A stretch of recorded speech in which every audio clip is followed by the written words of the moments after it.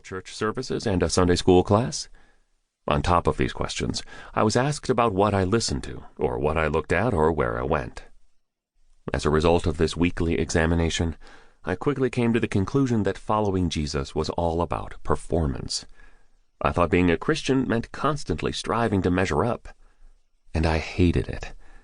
Specifically, I hated constantly carrying the burden of expectations, both my own and others.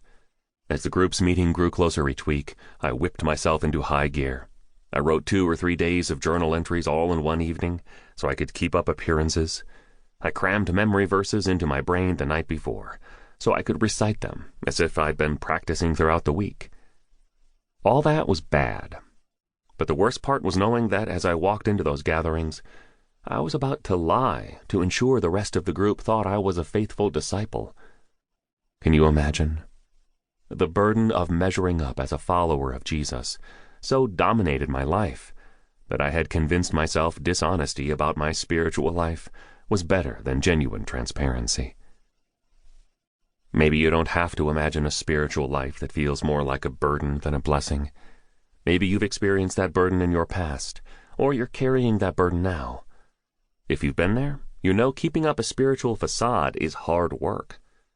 That period was draining for me. As I sat in Sunday morning worship services and examined the looks of calm confidence on people's faces as they worshiped or listened attentively to the preacher, I thought, how do they all do it?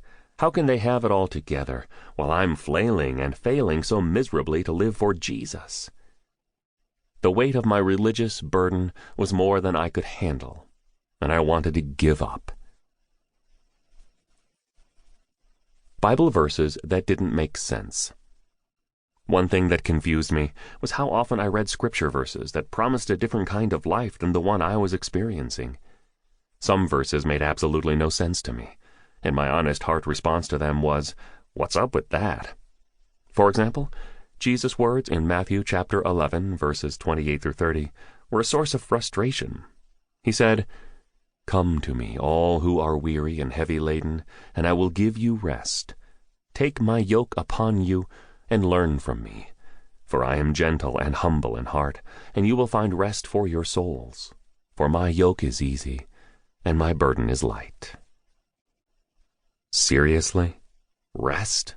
Easy? Light? Those words didn't describe my experience of following Jesus. If you had asked me to choose 3 words that did describe my Christian life, I would have chosen work, hard, and heavy. I was working hard to carry the heavy burden of living for Jesus. Am I doing all the right things? Am I not doing all the right things? Those 2 questions constantly weighed me down, and the most frustrating part of the entire journey was that no matter how hard I tried, I always seemed to fail. John chapter 8, verse 32 was another verse that made no sense to me. It's another statement from Jesus. You will know the truth, and the truth will make you free. Free? Are you kidding me? I didn't feel free. I felt like I was in bondage to a system of do's and don'ts, rules and regulations, and to make matters worse, by that point I had responded to God's call on my life to be a pastor, so to the best of my ability, I was trying to lead people along a journey of following Jesus I wasn't even sure existed. The discovery that changed my life. I spent many years trying to live for Jesus under the burden of religion. I even spent some of them as a seminary student and a senior pastor. But I'm grateful to say I don't carry that burden now. By God's grace, I've let go of religion and the pursuit of performing for Jesus, and I've embraced a life lived out of simply being with Jesus. I now enjoy the victory, moment by moment, of his life being lived through me. How did this change come about? We'll discuss that process in detail throughout this book, but God finally set me free by using 2 crucial keys to unlock the bars of my expectations that formed my spiritual prison.